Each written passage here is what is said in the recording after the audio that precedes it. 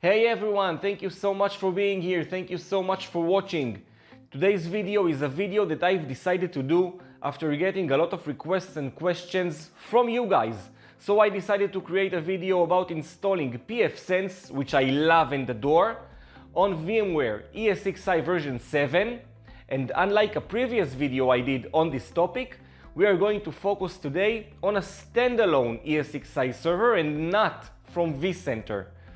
So we are going to install pfSense. We are going to see as an extra or as a bonus how to properly configure VLANs if you're interested in using them.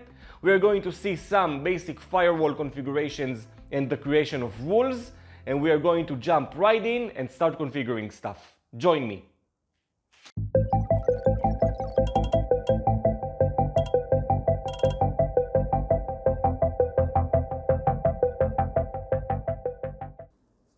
Alright guys, so we are at the computer and we are getting ready to start our installation. There are a few prerequisites that I would like you to review and make sure you have configured on your side. The first one is an ESXi server already installed. We are not going to do an ESXi installation in this video. You need to have an already prepared ESXi server installed on a computer, and you also want to make sure that you have at least 2 network interfaces on your ESXi server. One will be connected eventually directly to your ISP modem, and the second one will be connected to your network switch, and from there to the other computers on your network. One more thing that you need to prepare is your computer that you're working on. You need to set it with a static IP address on the same subnet so that you will be able to access the ESXi web interface. And the last thing, as a prerequisite, you need to go to pfSense website, download the pfSense ISO, unzip it and upload it to the ESXi data store. I'm going to review some of these prerequisites together with you. The first thing that I want to show you that my computer, currently I have no internet, as can be indicated right here. That's because I have a cable connected from my computer directly to my ESXi server. My ESXi server has a static IP address of 192.168.1.4, and I've also set my computer with a static IP address from the same subnet, 192.168.1.111. Alright, the same subnet mask, the same gateway, although gateway and DNS for now are not really that important. That's the first thing that I need to do in order to make myself able to get into the ESXi web interface. Before we get started, a quick illustration. I know this is a very dumb and basic illustration. So what we are going to do, we are going to install ESXi server that's already installed, a pfSense virtual machine, and 2 network interfaces. One will be connected to the ISP modem, and the other eventually will be connected to a switch, although right now it's connected directly to my or your computer. Alright, that's the situation that we need to get to. And we will launch a web browser, and I'm going to type the IP address of my ESXi server. As you will see, this is a pretty vanilla ESXi server installation. I've done nothing with it other than get the ISO from pfSense and upload it to my data store, which is done right here on the storage tab. This is my data store. I'm going to click browse data store. I've created an ISO folder and uploaded a few ISOs. One is for pfSense and the other for an elementary OS install, just as a test device.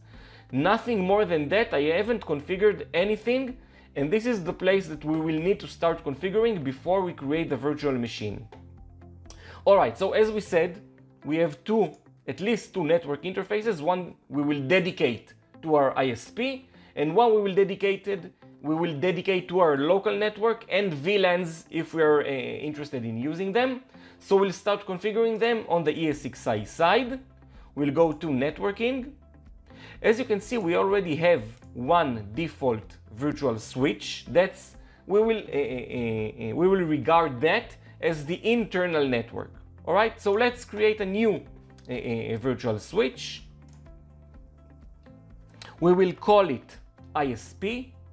We will give it an available physical network interface. For me, 0 is already connected to my computer and to the existing virtual switch, so I'll take 1 virtual NIC and assign it to the new virtual switch. Click on Add. All right, now we need to go into port groups. VM network and management networks are just default port groups that are created by default from ESXi installation. We will use VM network. We will use VM network and virtual management network. I'm sorry, we will not use them. We will create our own. Let's create port groups. The first one we'll call LAN, and this will not have any VLAN ID. We'll assign it to virtual switch 0. We will create a port group named all. This will be actually our trunk port. This will be the internal leg of the pfSense virtual machine. And in order to make it a trunk port in ESXi, we'll need to give it a VLAN ID of 4095. This will make it an all networks trunk port. And we will also create port groups for our dedicated or future VLANs. For example, we will create a server VLAN with VLAN ID 10, that's VLAN tag. And let's also create a client VLAN of VLAN tag 11.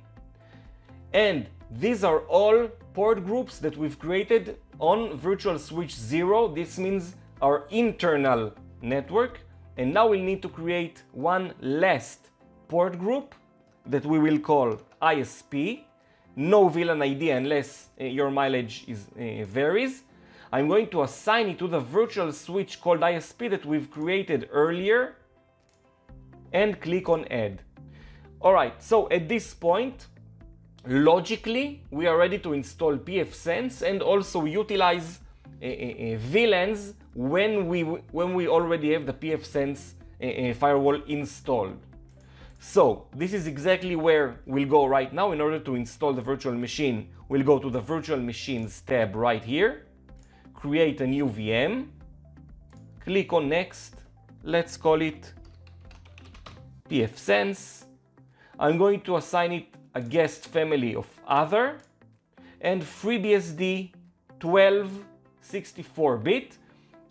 The pfSense version that we're installing is 2.5.1, which has underlying FreeBSD version 12. I've checked that in pfSense documentation. This is the correct guest OS version. Click on Next. We'll assign it to the only data store that we have. And now, let's give it at least 2 gigabytes of memory. I'm going to give it 16 gigabytes hard drive thin provisioned. I am planning to install some add-ons, but not so much. So I do give it some more hard drive space, but not all that much. Now, network adapter. One is connected to our all network, and we'll need to add another network adapter that will be connected eventually directly to the ISP modem. So we'll click ISP.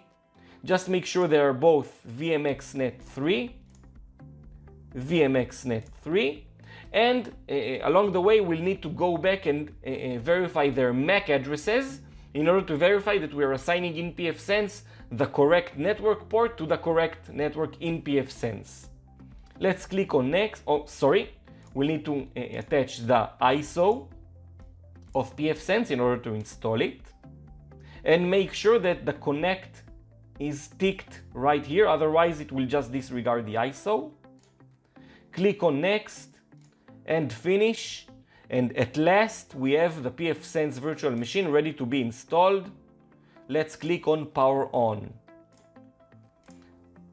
Now, just as a sanity check, I have my computer directly connected with a cable to my ESXi server. Right now my ISP modem is not connected at all to the ESXi server. I am going to connect it once I get everything correctly configured. So right now I have a virtual machine with two virtual network interfaces, but only one is actually connected. Alright, click on accept, install, click on enter. I'm going to stick with auto UFS.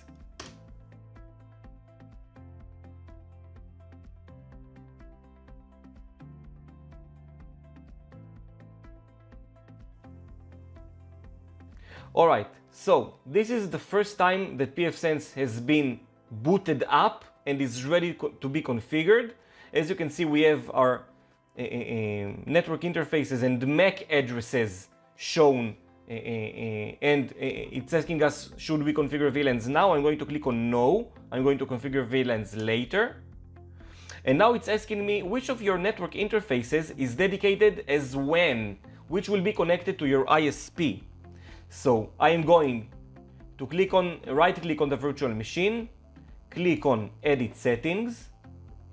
I'm going to select the virtual interface that's connected to the ISP virtual switch and check its MAC address. I can see that it ends with 6E66. That's the network interface that's connected to my ISP. So pfSense is asking me, do you want to connect to assign the WAN interface to VMX0 or VMX1? VMX0 is 6E5C, no. VMX1 is 6E66. That's exactly the interface that we want to assign to our ISP. Let's say VMX1. We've verified that MAC address is the one that's connected to my ISP virtual switch.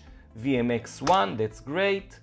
And which will be our LAN? Let's click on VMX0. Let's click on yes. Alright, so pfSense has booted up, and since I don't have my ISP already connected physically to my ESXi server, it did take 2 or 3 minutes because pfSense tried to configure the WAN interface. It couldn't because it doesn't have anything connected, and it retried and retried. Don't give up if you're like me and don't connect the WAN at the beginning. Just let it work, it's not stuck. Alright, at this point what I like to do is from this option menu I click on on option 2, set interface IP addresses. I'm going to select LAN. I want to give my pfSense a static IP address, and along the way to configure a basic DHCP pool. So I'm going to give it 192.168.1.1. I'm going to give it a 24 subnet mask. Click on enter, click on enter. Do I want to set up a DHCP? Yes, why not? Start address will be from 192.168.1.100 to 192.168.1.200, just as a starters. Let's click on yes. Alright, so now actually we are ready to launch a new browser tab and go into our pfSense installation. At this point, what I am going to do is also connect my ISP modem to my ESXi server. Alright, so my ISP modem is connected to the network interface that I've created a virtual switch for, which, if you recall, is called ISP. Let's click on enter. Let's click on enter. Maybe it will already pick up a DHCP address from my ISP. If not, maybe it will pick up later. Let's just verify that our pfSense installation is indeed intact and try to log in to the web interface. Indeed, we see a pfSense login screen. If I'm not mistaken, the default username is admin and the password is pfSense. That's right. Alright, hostname, if you want to change it, that's the time. I'm going to change a primary DNS server to Google's DNS server and to quad 1. Override, I do not want to override them with my ISP DNS servers. Click on next. I actually for now skip the time zone settings. My WAN interface, if you have your WAN interface on PPPoE or something, that's the time to give it to select PPPoE and give it a username and password. Mine is DHCP, so I'm just going to browse down and click on next. This is my LAN IP address indeed. Admin password, you should give your pfSense firewall a very complex password. I'm going to give it a simple one just for this demonstration. Next and reload. And now pfSense will do the final configurations and click on finish. Give it a minute or two. Accept the EULA. And we are ready to roll. This is our pfSense firewall, and as you can see, I've already gotten an IP address from my ISP. This means that our VMware configuration is working. The interfaces are set correctly, both on VMware and both on pfSense, so it's able to detect my real ISP connection. And now, just as a review, we have an ESXI server with a virtual machine that virtually holds the network connections to my LAN and to my WAN, to my ISP, and it seems like everything is working. Next subject, we've created VLANs, if you recall. Right here, we've created several VLANs, and now we want to reflect them on pfSense, inside pfSense. So we've taken care of the VMware portion. Let's start configuring VLAN 10 and VLAN 11 in pfSense. So we'll go to Interfaces, Assignments, VLANs. Alright, click on Add. My primary interface is VMX 0. Make sure it's not the WAN selected here, it's the LAN. VLAN tag 10 and click on Save.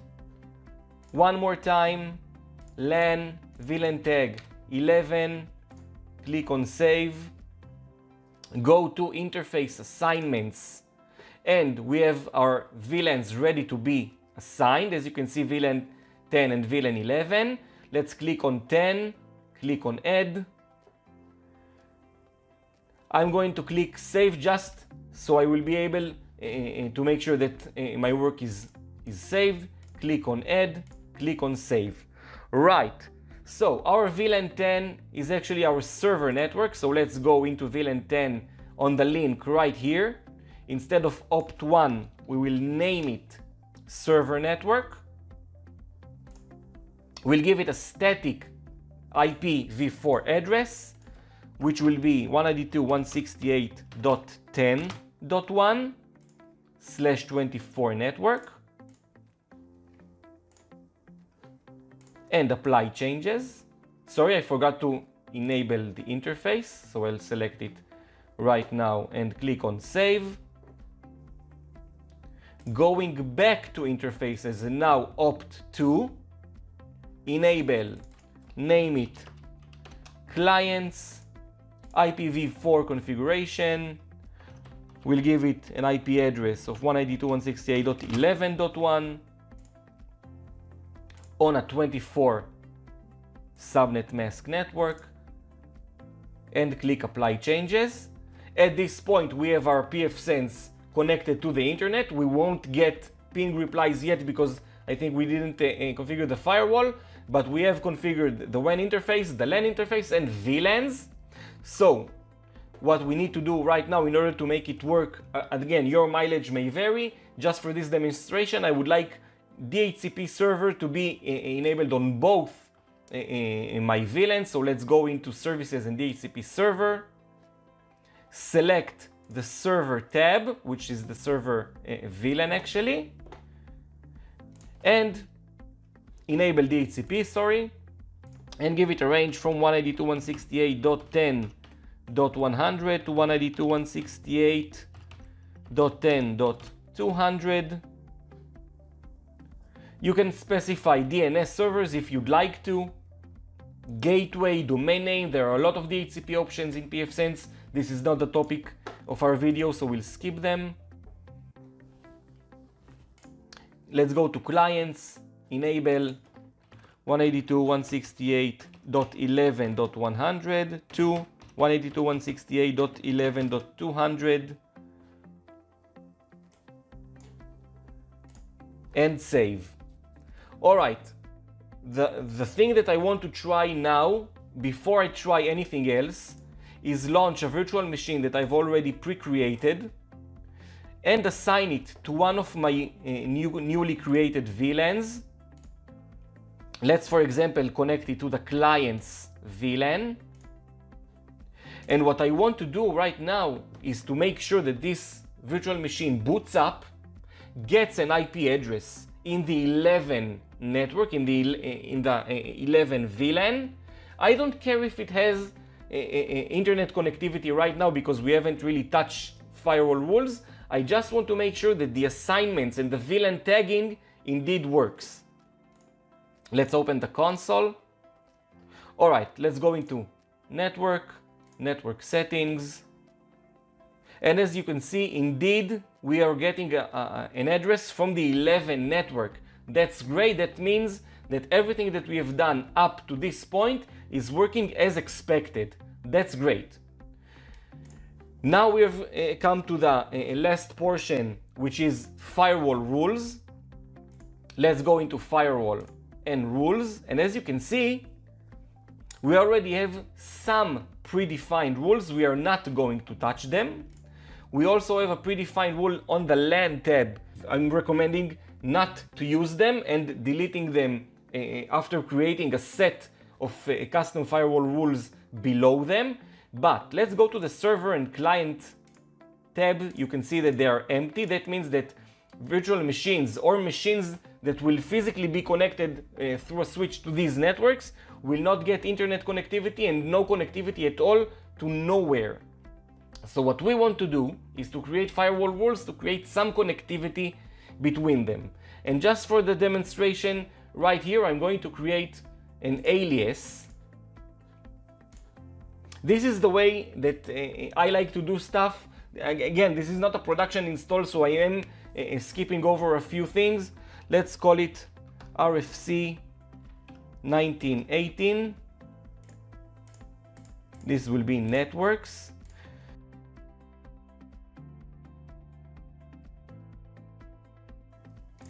All right, now that we have the alias created, I can now refer to it in a firewall rule.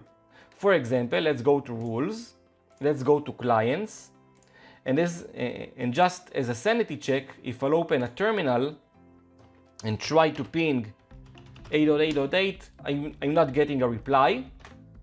So I'm going to create a firewall rule.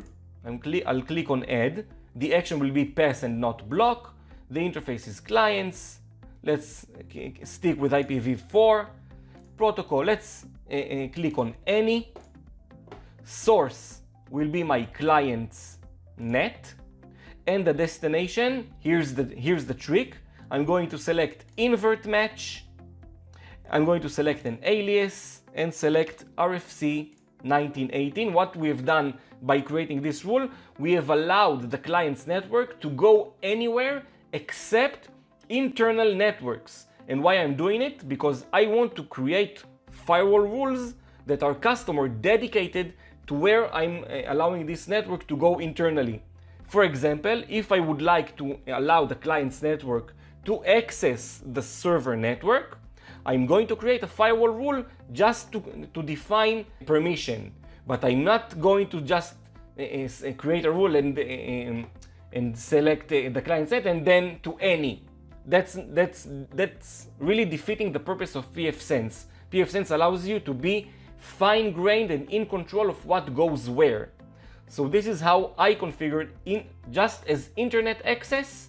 I'm doing it with this alias. And now let's see if this alias is working. Let's go back to our virtual machine, ping 8.8.8, and indeed we get a reply. That means that our firewall rule, and if we refresh the page, we can see right here the traffic is starting to go through this rule. And now, just as a demonstration, if I want to also allow this client's VLAN access to the internet, but also to my server network, I will do it with a dedicated firewall rule. I will click on Add below, select the client's network, source client's net, destination server net. Alright, so this is how I would allow traffic both to the internet and both internally to my internal VLANs. I'm really recommending not to use the any option at all. Alright, so we've installed pfSense, we've created VLANs, we've created the interfaces, we've created DHCP, firewall rules. One thing before we forget, we're talking about a pfSense that is a virtual machine, and as a virtual machine, almost like any other virtual machine on VMware, we should install VMware tools, or at least some solution for VMware tools. And there's a package for that in pfSense. If I'm not mistaken, it's called OpenVM Tools. That's right. Right here, I will install OpenVM Tools, just so the host and client can communicate and get, and the host will be able to pull data and telemetry data from the virtual machine and interact with it. All right, so OpenVM Tools is installed. This was a quick, at least a semi-quick overview of how to install pfSense on a virtual machine in VMware ESXI, version 7. Briefly configuring VLANs, configuring firewall rules, and I hope this video was informative. If you like this video, give it a like, subscribe to our channel, and I'll see you all in the next video. Bye bye, guys.